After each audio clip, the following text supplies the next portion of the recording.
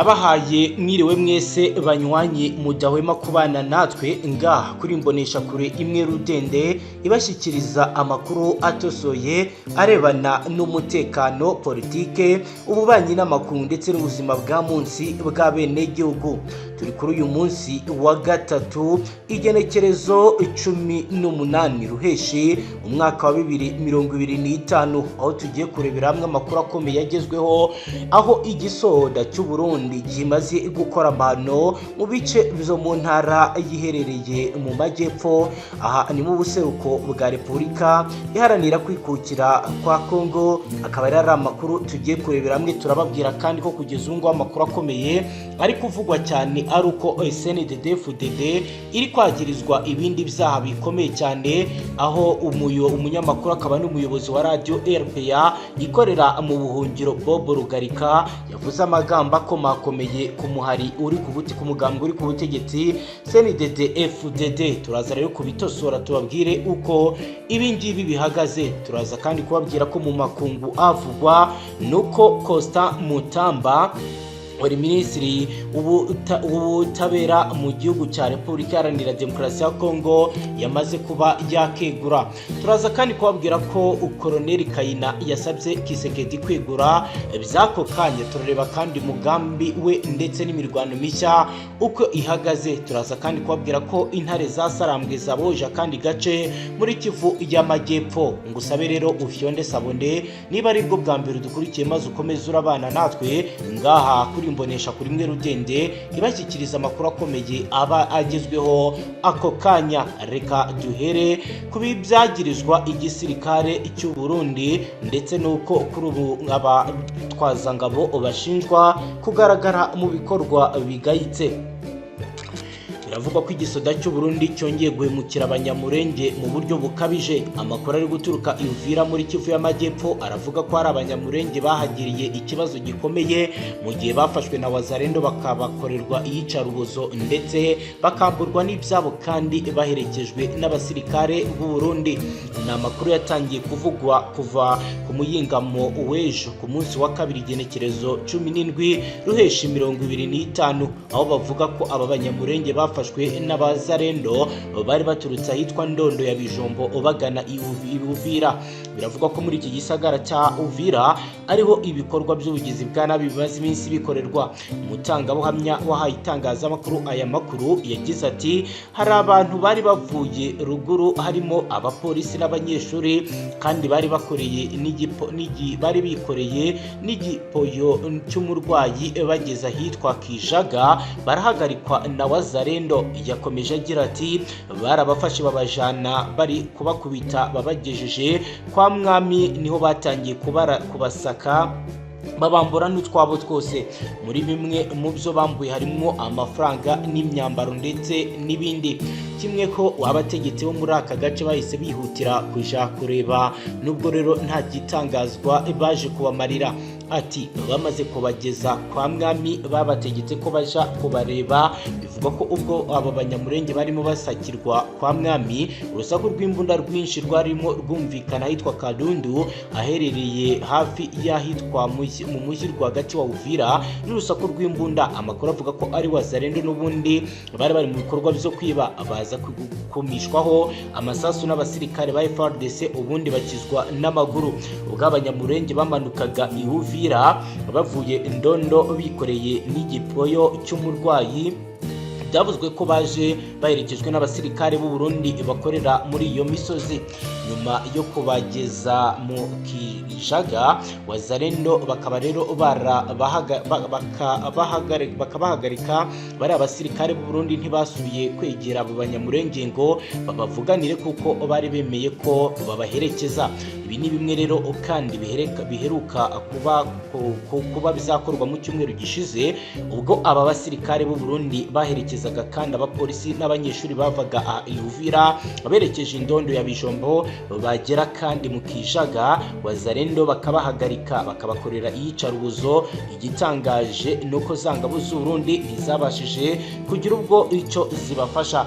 Mu buseruko bwa Repubulika Iharanira Demokarasi ya Kongo abanyamurenge bamaze igihe barenganywa kandi uburenganzira bwabo bugakorerwa bukaba bwaramaze kuba bavuvutswa na leta ya Kinshasa, ahanini rero bazira ubwoko bwabo bw'uko ari Abatutsi.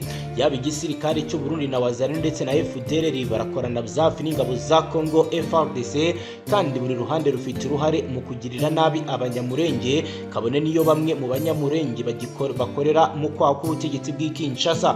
Mu banyamurenge barimo abaminisitiri muri leta ya Kisekedi twavuga ko uwitwa Muhoza Gisaro, barimo na ba generale nka Pacifique Masunzu, barimo kandi Revisi Rukema n'abandi bategetsi batandukanye, ariko ibi ntibibuza ko bene wabo batotezwa. Ibi biri mu byatumye umutwe wa M23 na Twirwaneho zubura intwaro bahitamo kurwanya ubutegetsi bw'i Kinshasa, bakaba rero bivuga ko bagamije kubushyiraho iherezo mu gihe gito. Ngaha amakuru akomeza kugenda aragaragaza uburyo iki gisoda cy'u Burundi nacyo gishobora kuba kinjiye mu bikorwa by'ubugizi bwa nabi bwibasira bamwe mu banyekongo.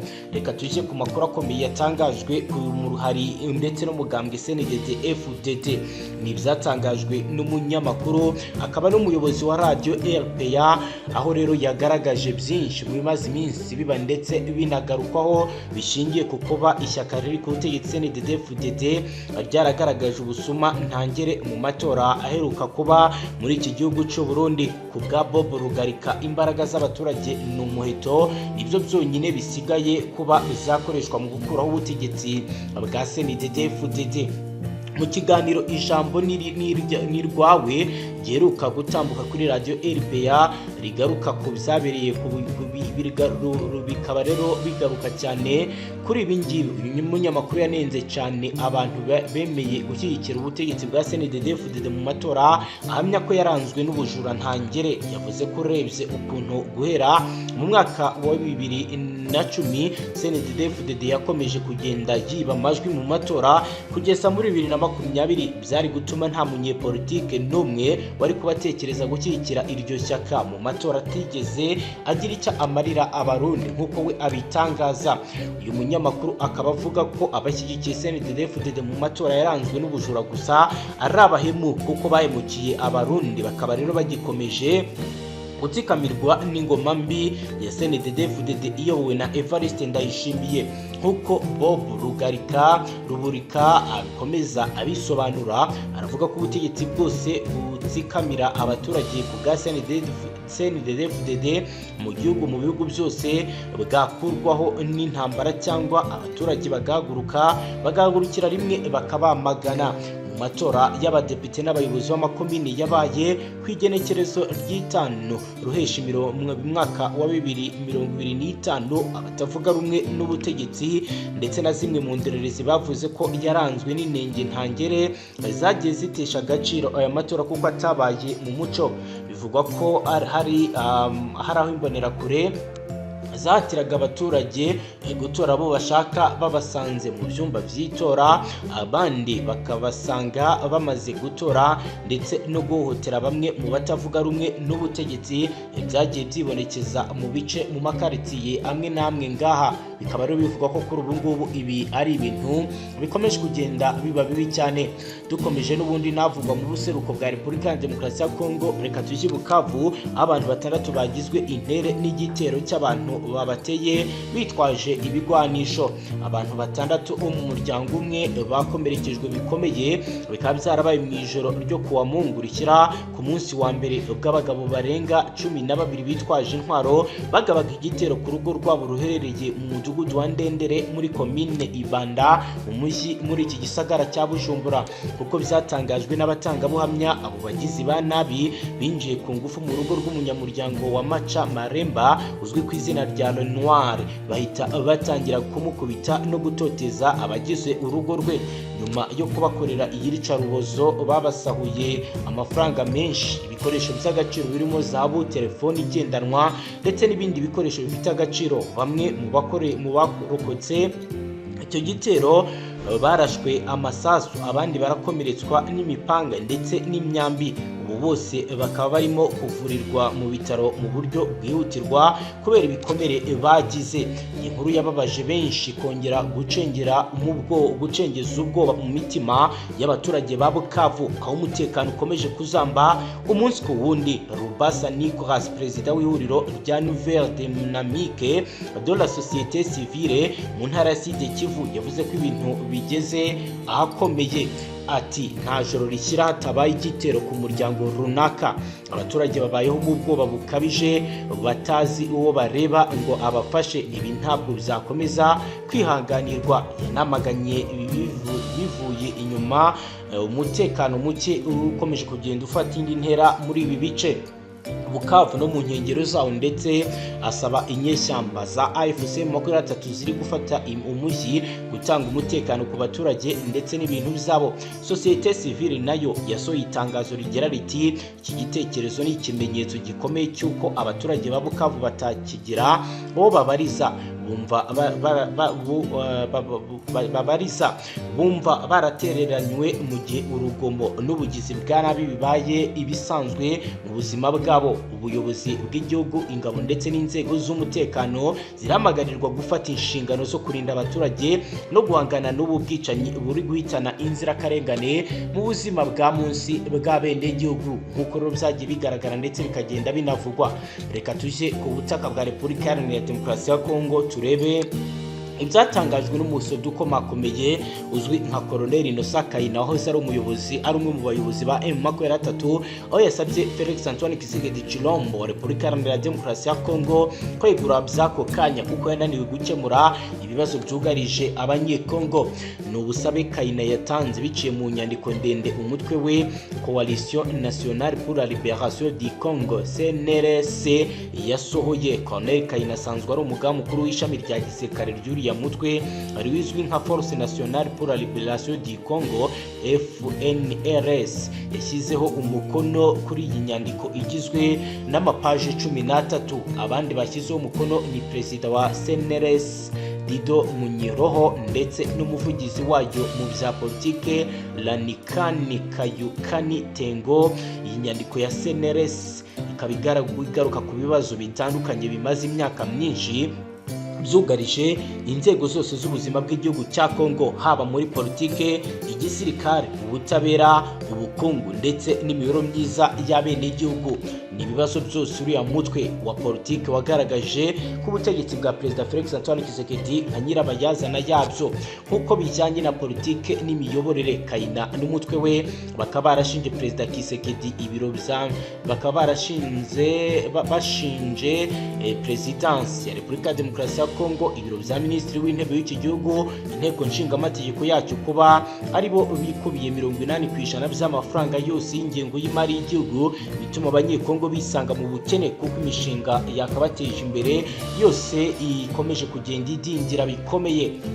Usibye gucunga nabo umutungo w'iki gihugu, Kayina yanagaragaje ko ubutegetsi bwa Tshisekedi bwamunzwe na ruswa no kunyereza umutungo w'igihugu ibinagera mu nzego z'umutekano za kiriya gihugu. Avuga ko zamunzwe na ruswa ituma zidashobora guhabwa ibikoresho bigezweho bizifashishwa mu kurinda igihugu.